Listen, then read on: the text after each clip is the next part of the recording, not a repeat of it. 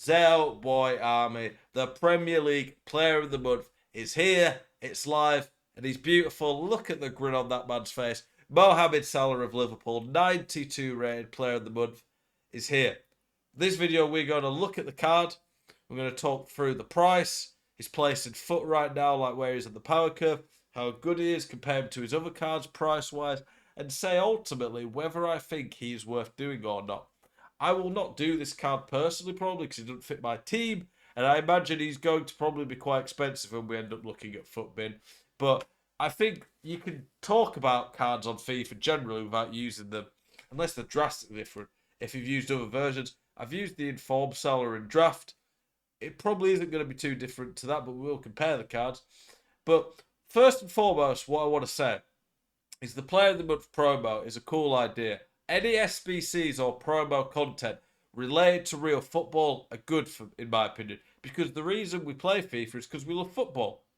FIFA has its flaws, but the one thing that really always have going for it is it's football. It is the best football video game on the market right now.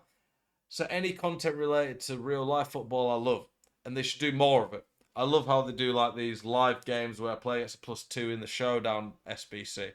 But one thing I'm not very happy about the Player Month is I just don't think they juice them up enough. Obviously, this Salah's attributes are pretty crazy, and we'll get to that. But why could they not make his weak foot a 4-star? If they gave this Salah 5-star skills and 4-star weak foot, he instantly becomes insane and one of the best players in the game, which is what a Player of the Month Salah should be. They had that French centre back, Lenormand, who's got like low 70s pace.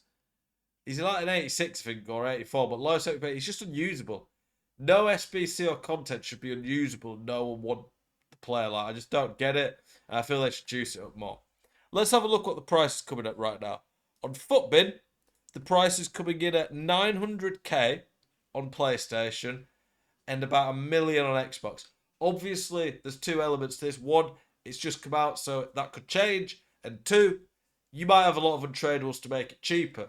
But you do have to bear in mind, that is a lot of coins to be putting into an untradable card, even if he is really good. And I don't want to harp on about it for the whole video, but a 3-star weak foot on a card that's going to be costing you nearly 1 million coins untradable is a big risk. And for me, that instantly would make me put off the SBC. The attributes on this card are fantastic. I want to compare him to his actual inform first. Let's see how close he is. It's my current team right now. He'd fit in the team quite easily, but yeah, I don't think I'm going to be paying that much for an untradeable SBC at this point. Mohamed Salah. So we've got his team of the week. So 1 pace, 1 shooting, 2 passing, 1 dribbling, 1 defending, and he doesn't even have extra heading on that card, and 2 physical. Now his team of the week price, let me search for that. Mohamed Salah, team of the week, 400k. So this is for his 90. He's had 2 team of the weeks. Why was Salah only an 89 this year, by the way? Is there a 91 Salah in here? It's the 91 Salah.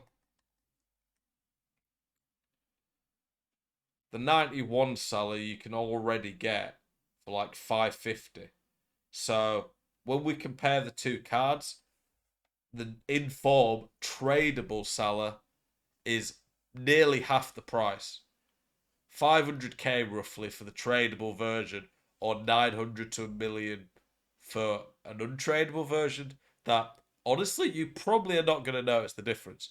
If it was like +4 pace, +5 shooting, all that maybe. I really don't like how EA do such gradual updates. It just makes the cards like barely noticeable, the differences on them. Honestly, I don't really see much point in doing a card for nearly double the price of a very similar, slightly worse card that's tradable. That's me. You might be a collector of these type of cards, really like them, or you might have a lot of untradables and you love him. Fair enough. That would be the only justification I'd look at this card for. When we just look at the card, though, if we go through his attributes, 93 pace is unreal. The perfect chemistry style that just suits this card to a T, by the way, is a Hawk. That would get you 97 excel, 99 sprint, 99 movement finishing, 96 shot power, 98 long shots. His pass and dribbling stay the same. They're already cracked. And it would give like 78 aggression, 85 jumping, 86 strength. Hawk on this card's crazy. The finesse shot training was really nice too. With a Hawk, he's going to have near 99 shooting, which is going to make his finesse shots crazy. This card, honestly, is probably a better version of Messi on the game, bar the weak foot. I would say Messi's weak foot does edge it still for him, but this Salah is amazing. But also Messi's half the price again. Like, I just don't think I can justify the price. And if we look at Salah, like long term, you have to remember with SBCs, how are you linking players in? You've got Mane central, who's pretty good, but probably going to last long term. And then you do have this rule breaker Trent, which makes it a bit easier. That rule breaker Trent is a pretty good card. He's going to be one of the better right backs for a long time. But for me, I just don't know if I can justify this player of the month Salah based on his price compared to his inform. If prices were higher and his inform was like 1 million coins and this was... I always think if a card gets like a 1 or 2 upgrade, then he should be priced at a similar price to the tradable version that's a level or 2 worse. For a 1 or 2 overall upgrade, if you're getting him untradeable, it should be no more expensive. And obviously that Salah inform's price is going to drop over time. The 900k to 1 million coin investment you put into this SBC is not going to drop over time. You've just spent that. And it's one of these where if you have a load of fodder, okay, you might want to use it at some point, but are you going to use it on a card like that that definitely will not be like end game? Or are you going to use it on a card, potential risk on like an icon SBC that could last longer?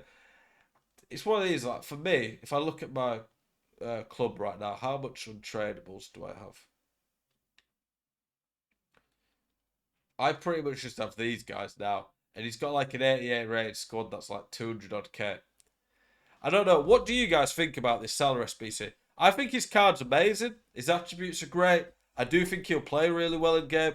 I think if he'd have got a 4-star weak foot upgrade on this card, I probably could have argued that it's a justifiable price for him because of how good he is and the fact people can make him a lot cheaper with fodder. I just don't think in the foot right now for a 3-star weak foot, you should be spending nearly 1 million coins, whether that's liquid coins and your fodder, even if he is a great card. That's my opinion. I'm interested in what you guys think. Are you going to do this Salah SBC? Are you happy about it? Do you think you're taking the mick, overpricing it? Appreciate you guys watching this video. As always, keep it spicy. I'll see you in the next one.